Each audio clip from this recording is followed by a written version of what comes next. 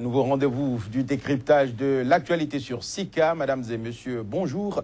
3 sujets d'actualité sont au menu aujourd'hui. Nous démarrons par la Côte d'Ivoire où il y a exactement 5 ans, l'ancien président ivoirien Laurent Gbagbo a été arrêté et extradé après 5 mois de crise post-électorale et plus de 3000 morts. 5 ans plus tard, le pays est en paix, certes, mais la réconciliation nationale est toujours inachevée. Des centaines de pro-Gbagbo sont toujours en exil ou en prison.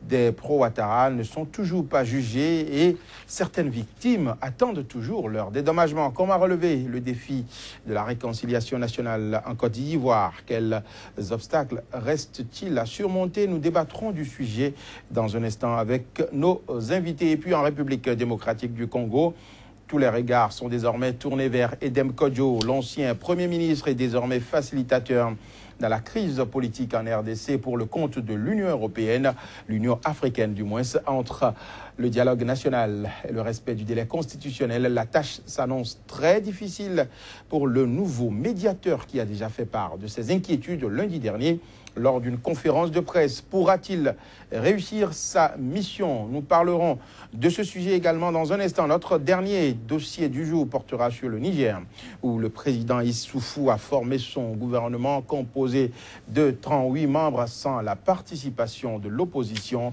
Pourquoi un gouvernement pléthorique et monocolore? Pourquoi l'opposition a-t-elle refusé la main tendue du président Issoufou? Nous ferons également ce débat.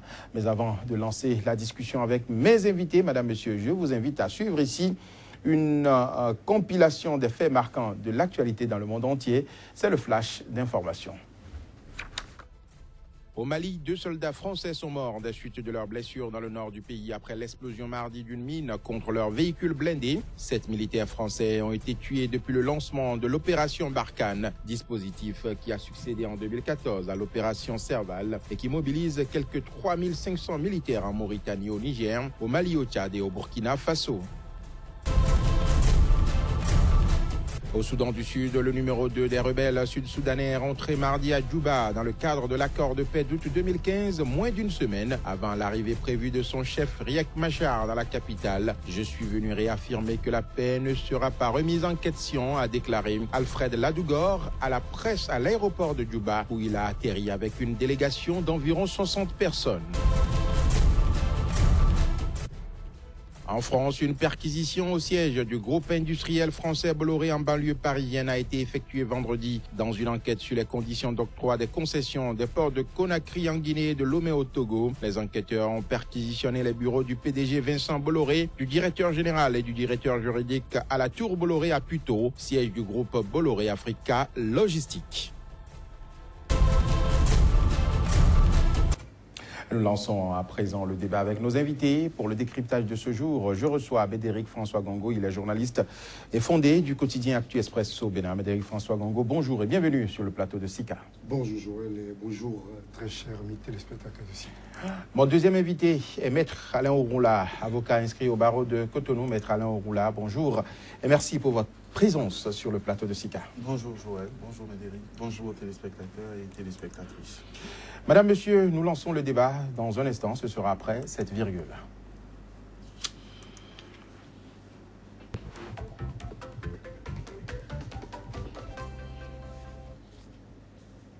Notre premier sujet de ce jour porte sur la Côte d'Ivoire, où 5 ans après l'arrestation et l'extradition vers la CPI de l'ancien président Laurent Gbagbo, le pays est certes en paix, mais la réconciliation nationale tant prônée par le président Alassane Ouattara peine à s'achever. Ma première question s'adresse à vous, Médéric François Gongo. Quel bilan, à votre avis, on peut faire aujourd'hui du processus de réconciliation en Côte d'Ivoire?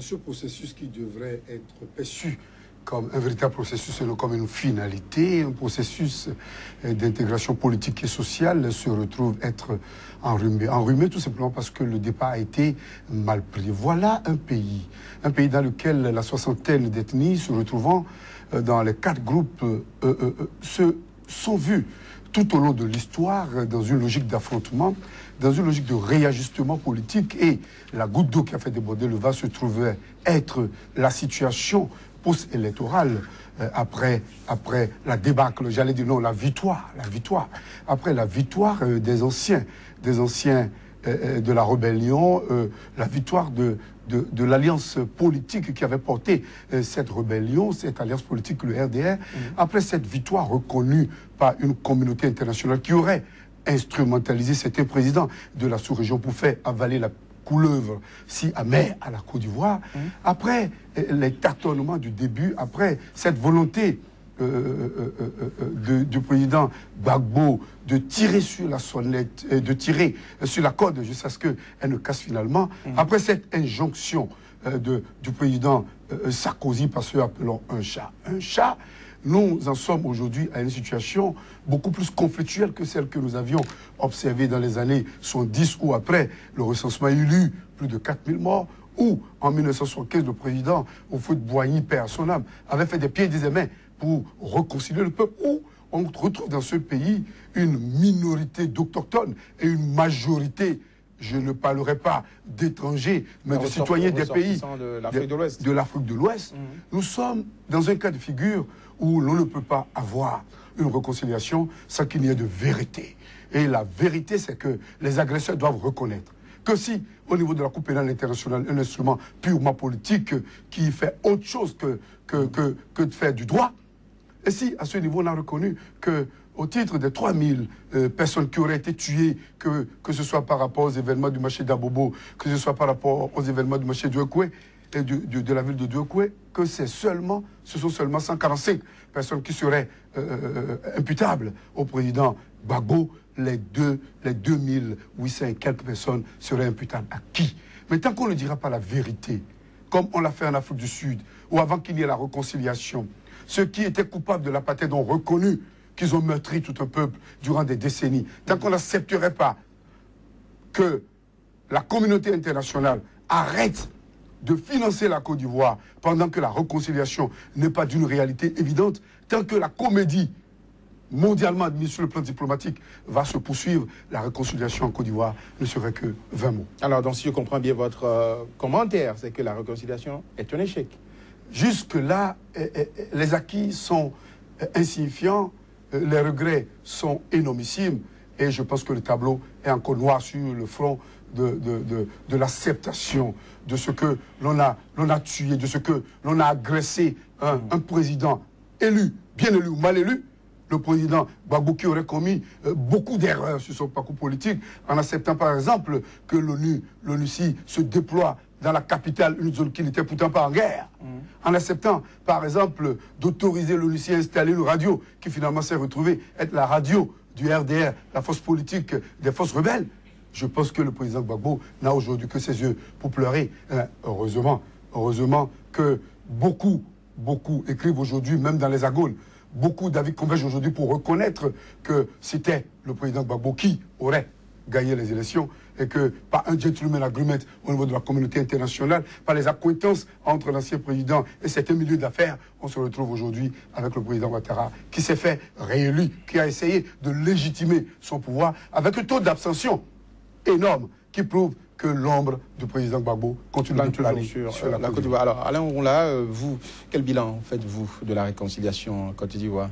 Je suis tenté, à la suite de Médéric, de dire qu'il y a eu plus d'intention que de réelle volonté d'aller à la réconciliation. Et le signe annonciateur de cet échec voulu, de cet échec programmé, c'est lorsque Henri Konan Banny, je crois, oui, c'est bien lui, le premier facilitateur, a déposé le tablier, ce qui signifie qu'il a démissionné et que c'est parce qu'il n'a pas senti qu'il y avait les conditions pour aller vers une vraie réconciliation. D'autres facteurs ont illustré le phénomène. Le pouvoir n'a pas été partagé, le pouvoir en place, arraché, obtenu au forceps, n'a pas cru devoir associer réellement et sincèrement les partisans de Gbagbo, tout au moins ceux qui ne sont pas rentrés dans l'escalade. Autant de choses qui ont été peut-être qu'ils ont estimé qu'ils ont eu le pouvoir dans la douleur, donc c'était leur tour de gérer pleinement. C'est une douleur qui a été partagée par le peuple ivoirien et lorsqu'on prône la réconciliation, on doit pouvoir surmonter cette douleur, dépasser cette douleur et poser des actes dignes, des actes courageux. Ce ne fut pas le cas. Mais peut-il même y avoir une réconciliation sans vérité et sans justice surtout? Parce que depuis cette crise post-électorale à ce jour, seuls Gbagbo et les siens sont jugés, sont livrés à la vindicte judiciaire. Et ils ne sont pourtant pas les seuls à qui on peut imputer les milliers de morts que cette crise a engendré. Les responsabilités sont plus ailleurs que dans le camp Gbagbo. En témoignent les armes qui ont circulé, qui ont continué de circuler malgré l'embargo qui pèse sur la Côte d'Ivoire. Et il n'y a aucune volonté, aucun pas, même timide, pour que ceux qui, dans le camp adverse et qui sont aujourd'hui admis comme ayant agi en légitime défense, viennent tout au moins s'expliquer. Alors, si la justice n'est pas faite, si justice n'est pas rendue aux nombreuses victimes de ces exactions, plus particulièrement dans le Nord, qui a été coupé et occupé par les forces rebelles, rebaptisées forces nouvelles, où il y a eu des tueries, des viols, des mutilations, tout ce qu'une guerre peut offrir comme atrocité, si cela ne peut pas s'expliquer, ne peuvent pas être déférés devant la justice, il n'y a aucune chance véritable pour que nous puissions avoir un bilan concret de ce processus de réconciliation qui a été plus ou moins un leurre. Alors, donc, au clair, si je comprends bien votre analyse, c'est que sans une libération de Laurent Gbagbo et de ses partisans, on ne peut pas avoir de réconciliation en Côte d'Ivoire. C'est bien cela? Ce n'est pas tout à fait cela.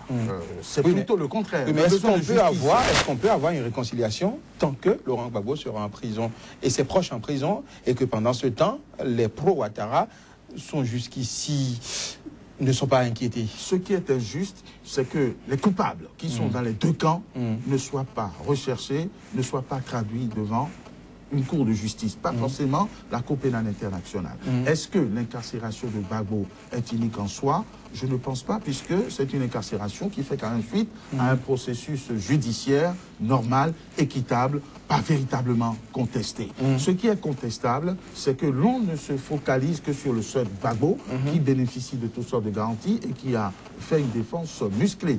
Mais l'histoire retiendra toujours que le président Gbagbo et le président Ouattara sont les seuls véritables responsables de cette tuerie, eux et leurs partisans, et que l'injustice réside dans le fait que nous avons affaire à une justice du vainqueur, sur les vaincus. Alors, Maître Alain Roy, est-ce qu'il n'est pas mieux de faire table rase du passé tout simplement et de demander à la classe politique, toutes tendances confondues, de demander pardon aux Ivoiriens et de faire table rase du passé et d'avancer, de libérer les prisonniers? C'est une manière de procéder, mais ce n'est pas la meilleure.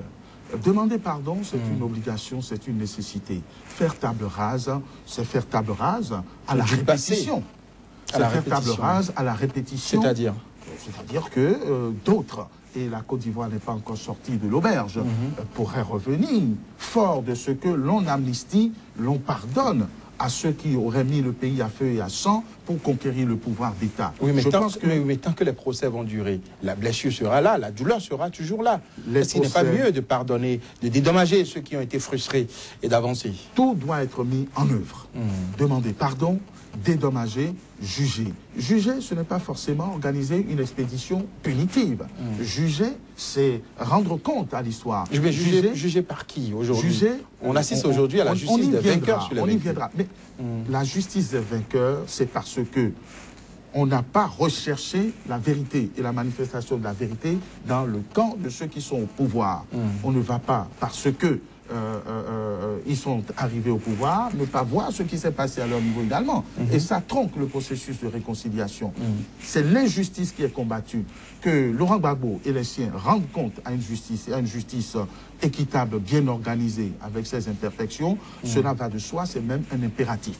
Mais le deuxième et le corollaire de cet impératif, c'est que l'on recherche et que l'on situe les responsabilités également dans le camp du président Ouattara et de ses alliés dont le plus en vue est celui qui est aujourd'hui à la tête de l'Assemblée du Parlement de la République de Côte d'Ivoire. Médéric François Gongo, une table rase, pardonner et avancer. Est-ce que cela ne serait pas mieux? Parce que ça fait 6 ans, plus de 5 ans du moins, qu'on traîne cette histoire de réconciliation nationale et l'issue, pour l'instant, semble incertaine.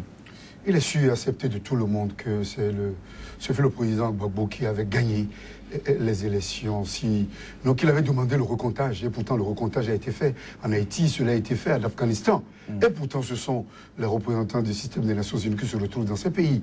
Mais pourquoi n'a-t-on pas accepté le recomptage en Côte d'Ivoire? Donc aujourd'hui... Ça, on ne refera pas l'histoire, c'est déjà passé. Aujourd'hui, non, mais il faut savoir situer la responsabilité des uns et des autres. Oui, mais il faut maintenant ça n'arrange pas nécessairement la réconciliation. C'est comme du couteau planté encore dans la plaie. Et j'ai voulu dans le débat pour dire qu'il faut éviter aujourd'hui de maintenir le cap de la justice des vainqueurs. Il faut aller vers la paix des braves. Et la paix des braves recommande qu'il y ait d'abord la vérité. Il faut situer les responsabilités.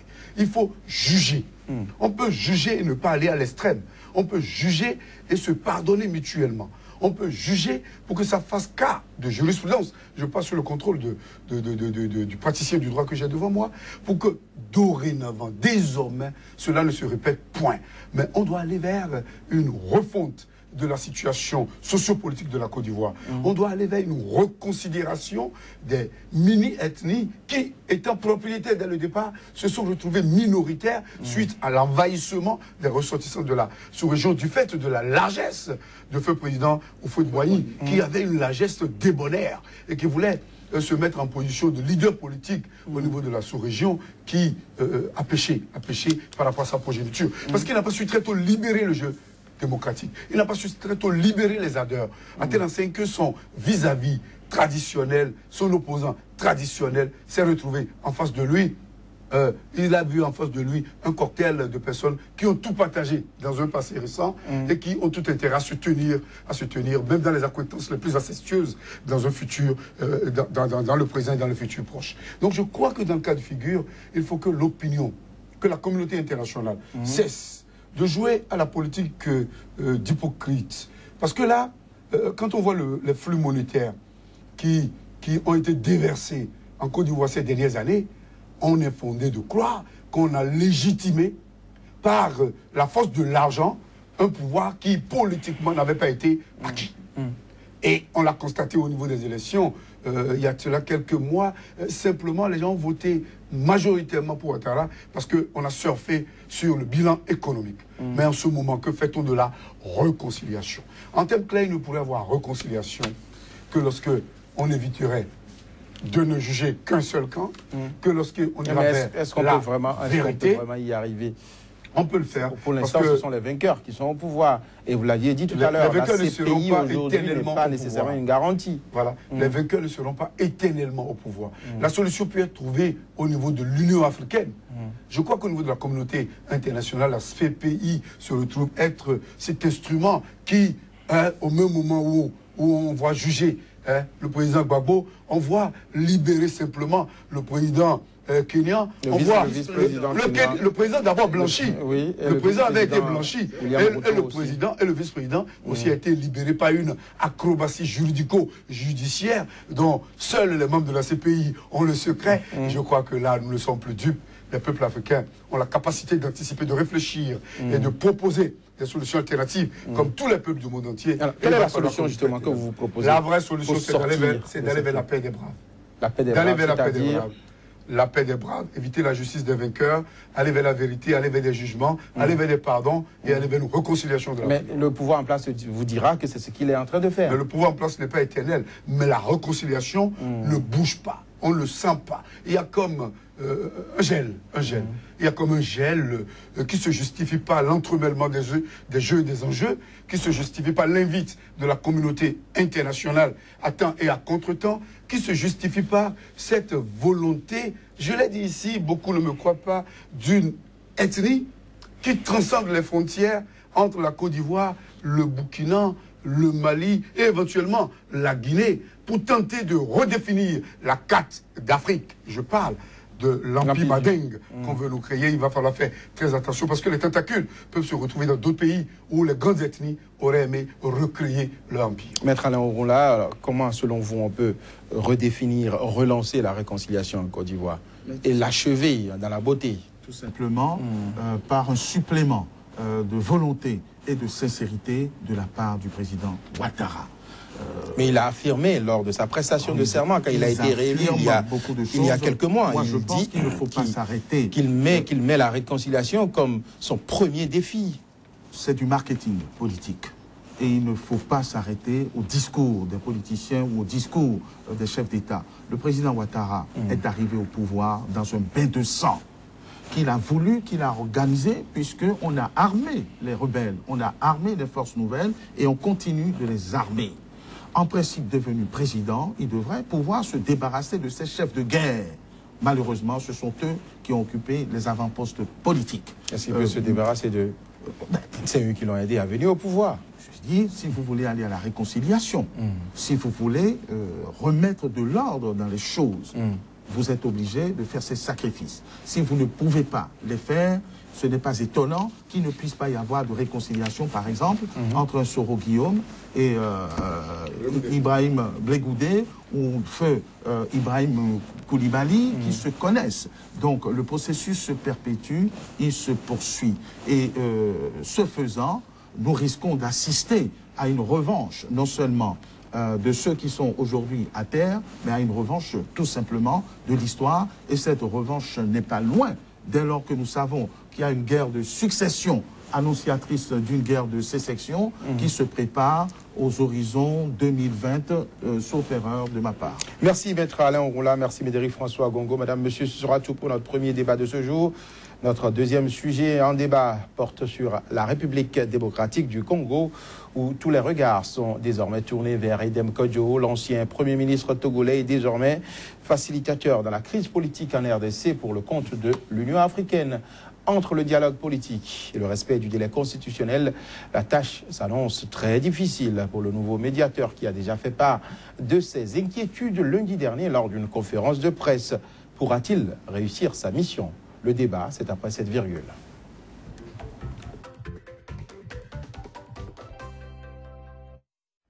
Nous sommes de retour sur le plateau de Sika, madame. Monsieur, ma question s'adresse à vous, maître Alain Ouroula.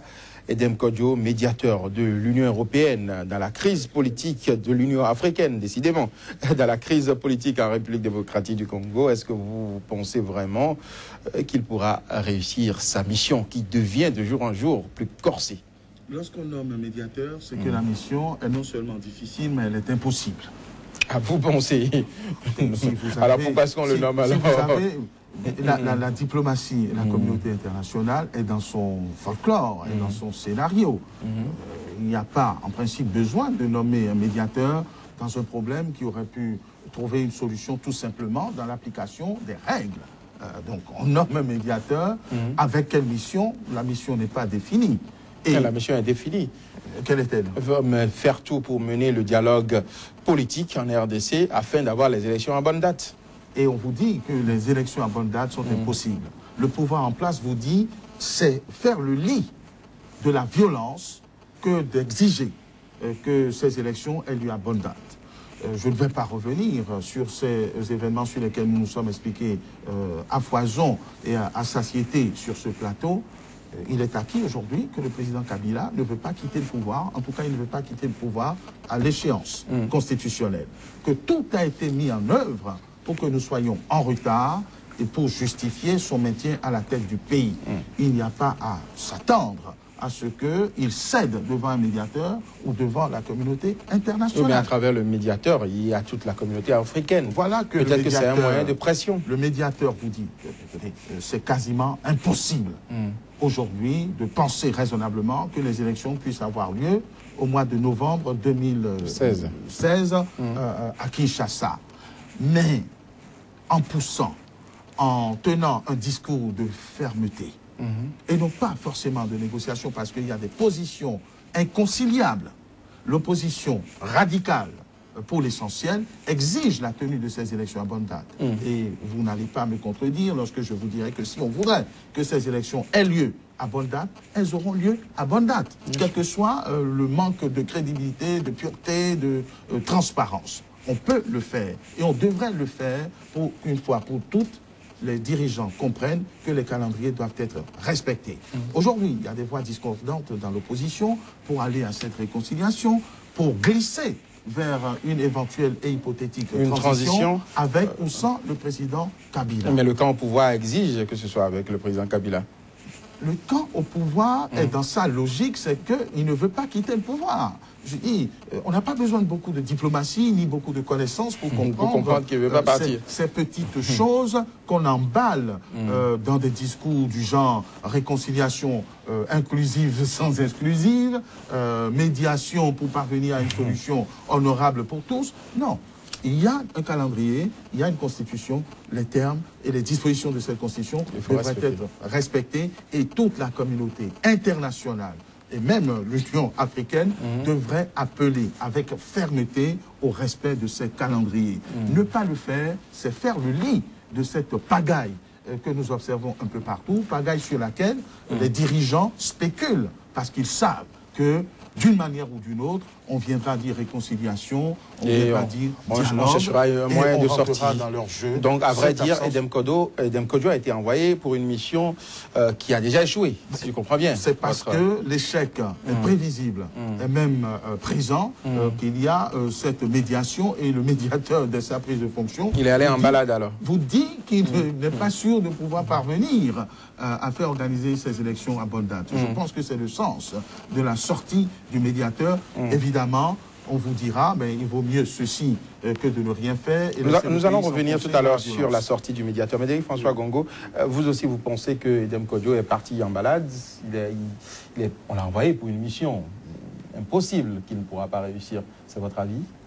La situation sur le terrain, la résolution 2277 des Nations Unies se retrouve être le lit dans lequel va se coucher le médiateur de l'Union africaine pour mener à bien ce que lui-même il appelle un dialogue inclusif et qu'au niveau de l'opposition qualifie de dialogue made in Kabila. Un dialogue made in Kabila. On en parle en ces termes. Au niveau de l'opposition où le G7 persiste et signe qu'il faille respecter le délai constitutionnellement établi, ou au niveau de l'UDPS, on a comme l'impression qu'on a une position mi-raisin, ou dans cette logique de concéder quelques terrains au pouvoir en place, on se retrouve en position de vouloir tirer également l'opposition et se mettre en position de véritable métronome de la situation. Dans ce cas de figure, le médiateur de l'Union africaine vient comme pour jouer un rôle de colmatage, vient comme pour permettre au président Kabila de mieux asseoir sa transition et de se mettre en position. Il est venu légitimer alors. Il est généralement, ce qui se puisque les présidents en fonction détiennent les arcanes, les circuits, les labyrinthes de nomination des médiateurs, des représentants spéciaux, des médiateurs de la paix, etc. Puisque tel est le cas, on se retrouve dans le cas de figure où on a envoyé une solution qui se retrouve être le moins mal pour le Congo-Kinshasa, mais qui va permettre au président Kabila de jouer sur le temps ou pour imploser l'opposition factice que nous avons aujourd'hui, composée des dissidents, anciens partenaires politiques du président Kabila et de certains extrémistes qui peinent à se retrouver dans cette marque du club de Katumbi, du club de Kamitatou et du club de tous les sages qui ont décidé, et de Taberé et autres. Je crois que dans le cas de figure, Edem Kodjo, même s'il prétend qu'il n'y a rien de possible pour les gens de bonne volonté, même s'il fera preuve de sa verve et du maestria qu'on lui reconnaissait au niveau de l'Organisation de l'Unité africaine, au niveau également du Togo où il a officié à des postes de responsabilité bien importantes. Je crois qu'il se retrouvera un peu esselé et d'ici à là, c'est pas exclu qu'il puisse déposer qui jette l'éponge. Alors, au cours de sa sortie médiatique, justement, le médiateur Edem Kodjo faisait comprendre qu'il serait utile de donner la priorité au dialogue politique au détriment du respect et du délai constitutionnel. Bref, il estime déjà cette difficulté. Et l'opposition congolaise a commencé par s'inquiéter. Est-ce que vous pensez que cette opposition a raison de s'inquiéter d'une éventuelle non-neutralité? Évidemment, il parle de la mise en veilleuse de la Constitution. Donc il va vers une légitimation. Il semble déjà prendre position. Voilà. Il va vers une légitimation de la transition. La transition qui ne peut être dirigée selon le pouvoir en place que par le chef de file Le président Kabila. Le président Kabila. Mais pourquoi? Mais pourquoi veut-on aller vers un troisième mandat, même écourté, alors que les règles préétablies font état de ce que ce n'est qu'un mandat renouvelable une seule fois? Pourquoi ne veut-on pas laisser le peuple congolais aller aux élections? Et puisque l'évidence nous prouve qu'il n'y a pas d'élection parfaite. Ils disent qu'il n'y a pas de moyens pour organiser ces élections. Non, les moyens, on ne peut pas me dire. Et ils proposent une transition de 2 à 4 ans avec le président Kabila à la tête. En fait, c'est un troisième mandat qu'on veut donner au président Kabila pour permettre au contrat... Et à la fin, il y aura une nouvelle constitution qui lui donnera la possibilité de se représenter. Pas lui forcément, mais il aurait mis le temps à contribution pour préparer sa relève. Il aurait permis aux firmes internationales de revoir les conditions de renouvellement de leur contrat.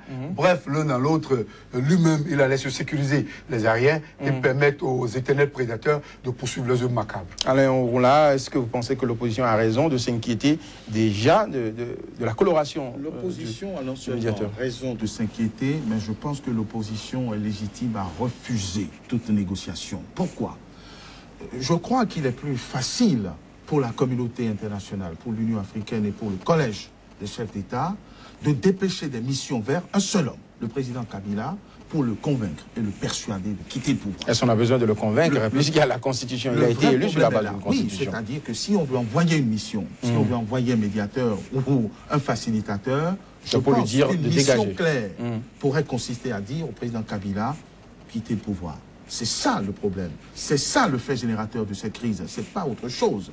Dire que les conditions ne sont pas réunies et les conditions financières ne sont pas réunies pour organiser les élections, on a eu ces conditions pour sa réélection. On a eu ces conditions pour l'organisation du référendum qui a légitimé la Constitution qui a été mise en place. Et si on n'a pas ces conditions financières pour sa sortie, c'est une forfaiture, c'est une trahison dont il ne peut pas et il ne devrait pas tirer les dividendes. La deuxième manière de procéder, c'est également d'envoyer des émissaires auprès de l'opposition pour, là aussi, les convaincre. Alternativement, de renoncer au départ du président Kabila. On sait que la légitimité n'est pas dans cette démarche. Alors, quand on envoie une mission ou un médiateur avec un cahier de charges plus ou moins flou, c'est bien qu'on a compris et qu'on est en train d'accompagner le traître, entre guillemets, vers sa forfaiture.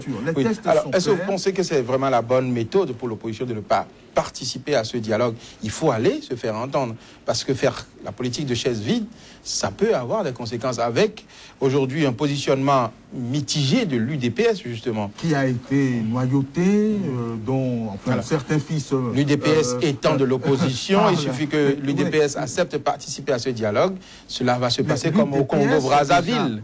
Une partie de l'opposition est allée. C'est déjà dans le dialogue, puisque je crois savoir qu'un cadre important du parti fait partie de la commission ou du comité d'organisation de ce dialogue, que le vieux lion qui n'a jamais mordu... Mais le vieux lion a fait sortir un communiqué pour dire que pour l'instant il observe, il prend acte. A sous la pression posé un simili ultimatum en disant que s'il n'a rien de concret, et il n'y aura rien de concret d'ici le 27 avril pour nous rassurer sur la tenue effective ou non à bonne date des élections, tout ça c'est un flou artistique organisé. Donc je pense que des positions tranchées, bien que je ne sois pas partisan de la politique de la chaise vide ou de la terre brûlée, je pense qu'une position de fermeté est la seule qui puisse déverrouiller la situation. Et j'ai malheureusement... Vous pensez que cela peut inquiéter, cela va inquiéter le président Kabila? Je ne sais pas. Ce serait lui offrir tranquillement le pouvoir. Je ne sais pas si ça peut inquiéter. Moi, je vous donne ma perception des choses compte tenu de la situation sur le terrain. Ce n'est pas en allant doucement avec Kabila qu'on va le pousser. Ce n'est pas en le caressant dans le sens du poil ou en rentrant dans le piège qu'il tend. Il n'y a pas de dialogue, il n'y a pas une crise qui soit née ex nihilo. Il y a une crise qui résulte de ce qui ne veut pas organiser les élections et qui ne veut pas quitter le pouvoir. Je termine rapidement en vous disant que cette prophétie que j'ai eu à faire, malheureusement, qui résulte d'un constat historique, et que l'alternance à la tête de l'État du Congo démocratique a toujours été émaillé de violence depuis l'origine. Je crains malheureusement que les faits étant têtus, l'histoire vienne à se répéter, vienne à bégayer, de sorte que nous sommes en droit de craindre avec beaucoup de sérieux que le Congo ne s'installe une fois de plus. Ce qui est sûr, ce n'est pas notre souhait. Nous souhaitons que le Congo puisse suivre la voie constitutionnelle et pour qu'une solution soit trouvée à cette crise. Médéric François Gongo, très rapidement, est-ce que vous pensez qu'il serait bien pour l'opposition de faire la politique de la chaise vide pour ce dialogue politique? Je pense que lorsqu'on parle déjà d'un dialogue made in Kabila, lorsque la position du médiateur se retrouve être claire, la légitimation d'un régime de transition, et lorsque, comme l'a dit tout à l'heure mon éminent avocat, Moïse Tchombe, Patrice Lumumba et autres pourraient se retourner dans le tombe lorsqu'ils voient un peu de triste mémoire, de triste cynisme, moi. Lorsque Moïse Tchombe, je parlais de Patrice Emery Lumumba, pourraient se retourner dans le tombe aujourd'hui au regard de ce qui se passe, on ne trouverait pas de raison pour ne pas tenter d'homologuer une plausible révolution de palais. Parce que l'enlisement de la situation, suite aux multiples défections au niveau de la mouvance présidentielle, pourrait amener à une exacerbation au niveau des rancœurs, au niveau des attentes ou du spectre d'espérance. On en vient à l'affirmation du déluge. Et dans ce cas de figure, on pourrait se retrouver dans la position où certains allaient accepter, offrir leur poitrine et le dos mécanique pour supporter un choc, quitte à ce que le président Kabila le dégage le plancher. Il n'est pas exclu que dans les jours à venir, si la situation ne se décantait pas, que nous assistions à une révolution de palais, et ça aurait été encore un éternel recommencement pour ce coin de richesse faramineuse pour l'Afrique. Merci Médéric François Gongo, merci Maître Alain Ouroula. Madame, Monsieur, c'est tout pour notre deuxième débat de ce jour. Voici un nouveau point de l'actualité sur le continent africain et dans le monde entier avant la troisième partie de cette émission. Au Mali, 2 soldats français sont morts des suites de leurs blessures dans le nord du pays après l'explosion mardi d'une mine contre leur véhicule blindé. 7 militaires français ont été tués depuis le lancement de l'opération Barkhane, dispositif qui a succédé en 2014 à l'opération Serval et qui mobilise quelques 3500 militaires en Mauritanie, au Niger, au Mali, au Tchad et au Burkina Faso. Au Soudan du Sud, le numéro 2 des rebelles sud-soudanais est rentré mardi à Djouba dans le cadre de l'accord de paix d'août 2015, moins d'une semaine avant l'arrivée prévue de son chef Riek Machar dans la capitale. Je suis venu réaffirmer que la paix ne sera pas remise en question, a déclaré Alfred Ladougor à la presse à l'aéroport de Djouba, où il a atterri avec une délégation d'environ 60 personnes. En France, une perquisition au siège du groupe industriel français Bolloré en banlieue parisienne a été effectuée vendredi dans une enquête sur les conditions d'octroi des concessions des ports de Conakry en Guinée et de Lomé au Togo. Les enquêteurs ont perquisitionné les bureaux du PDG Vincent Bolloré, du directeur général et du directeur juridique à la Tour Bolloré à Puteaux, siège du groupe Bolloré Africa Logistique. Le débat se poursuit sur Sika. Notre deuxième sujet de ce jour porte sur le Niger, où le président Issoufou a formé son gouvernement composé de 38 membres sans la participation de l'opposition. Pourquoi ce gouvernement pléthorique, monocolore, et pourquoi l'opposition a-t-elle refusé la main tendue du président Issoufou? Nous lançons le débat après cette virgule.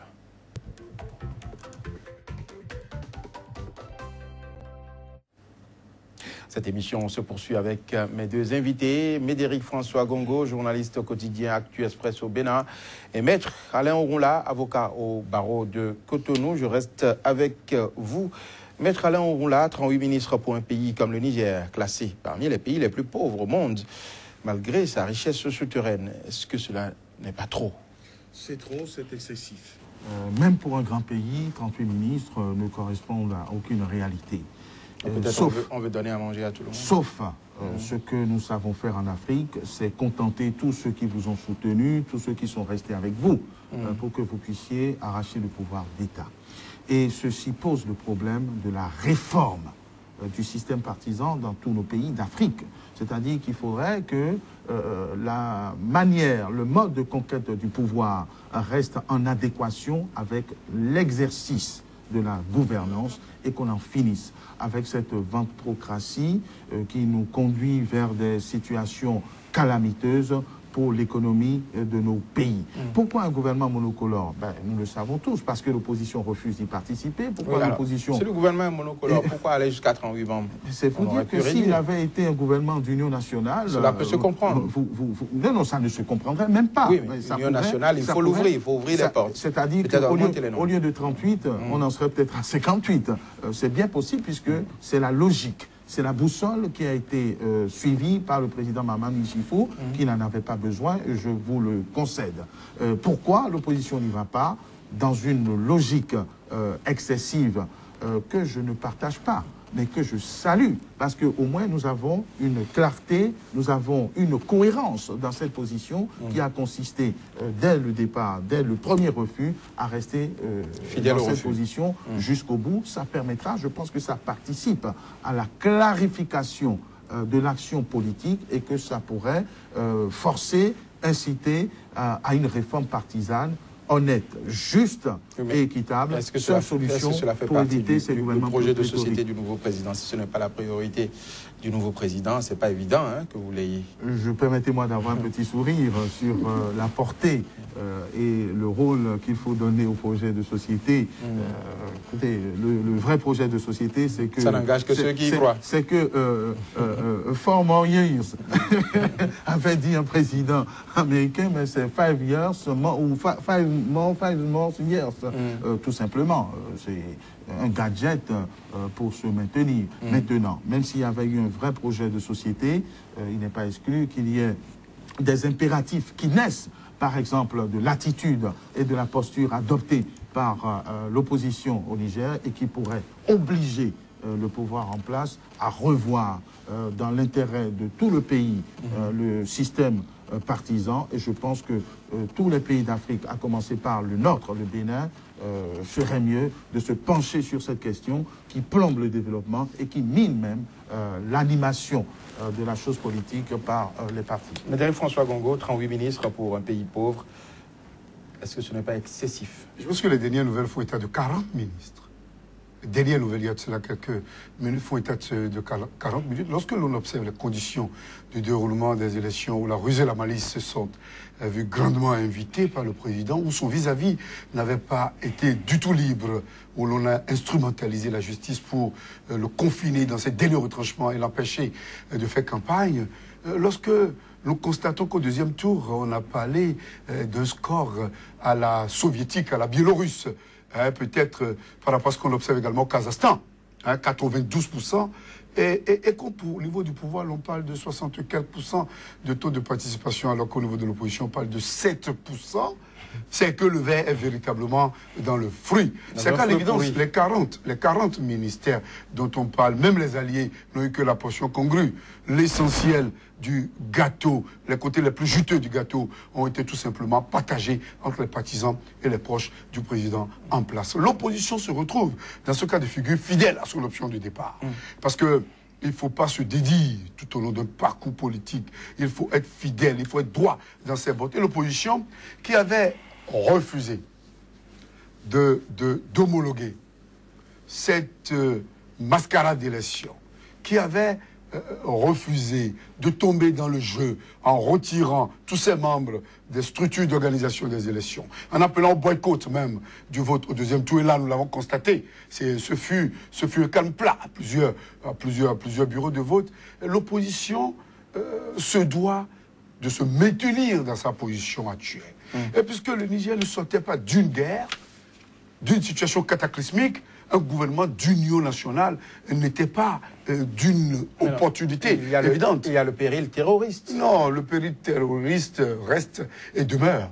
Mais tel qu'on le constate au niveau du Niger, il est très important de maîtriser la situation au niveau de la zone frontalière, notamment par rapport à la Libye, pour ne pas laisser envenimer la situation.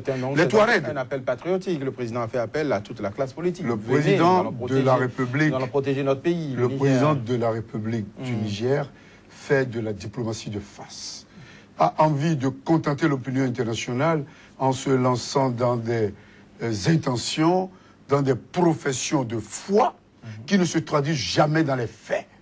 Parce que s'il dit, le soir de sa victoire, que la victoire ne doit pas être celle d'un camp sur un autre, mais la victoire de tout un peuple, c'est qui nous renvoie à regretter l'instrumentalisation de la justice qui s'est vu obligé d'arrêter le vis-à-vis le plus sérieux, une fois descendu de l'exil, de l'arrêter et de l'extirper du jeu électoral. Du jeu quelques jours avant le deuxième tour pour finalement le blanchir en lui donnant une liberté relativement provisoire. Je crois que nous sommes dans un cas de tragicomédie politique à l'africaine qui mériterait un roman de près de 20 volumes. Merci, Médéric François Gongo. Merci, Maître Alain Ouroula. Madame, Monsieur, c'est tout pour votre émission Angle de vue de ce jour. C'était le décryptage des faits marquants du continent africain. Aujourd'hui, nous étions en Côte d'Ivoire, 5 ans après l'arrestation du président, l'ex-président Laurent Gbagbo. Où en est-on pour la réconciliation nationale? Nous en avions parlé tout à l'heure avec nos invités. Nous étions également en République démocratique du Congo, où le médiateur, le tout nouveau médiateur de l'Union africaine, le Togolais Edem Kodjo, se retrouve face à un gros dilemme, une mission presque impossible. Et enfin, le Niger, une pléthore de ministres pour un gouvernement monocolore, l'opposition qui refuse la main tendue du président, le président Issoufou. Nous avons décrypté tous ces faits avec nos invités. Merci une fois de nous avoir suivis. L'actualité, l'information se poursuit sur Sika et sur www.sikatv.info.